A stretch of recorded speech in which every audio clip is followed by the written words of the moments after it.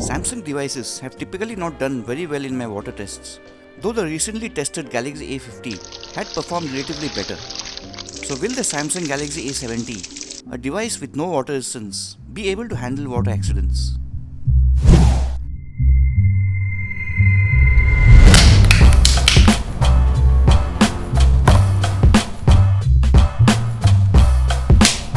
The Samsung Galaxy A70, as we know, has not been provided with any water resistance, so you have to take extra care that it doesn't fall under water or else it will get permanently damaged.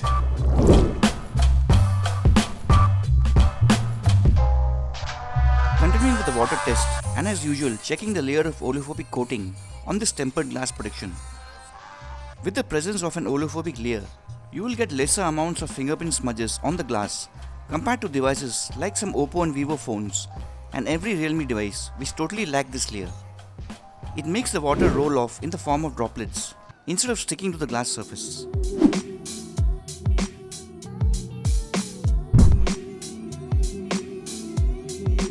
There have been instances of screen flickering or the screen going blank for many hours on the Redmi Y2 or the display getting damaged on the Asus Zenfone 5Z due to water seeping inside from the bottom part of the device.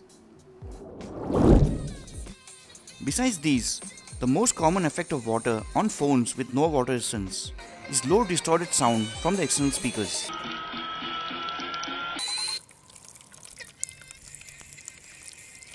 And this can last for a few seconds to several hours and may permanently damage the sound and the display unit. In such cases, the device should be immediately kept out to dry. The Galaxy A50, apart from some screen flickering, did manage to survive the test, but that low distorted audio on the Samsung Galaxy A70 was only able to recover after about 50 painful minutes.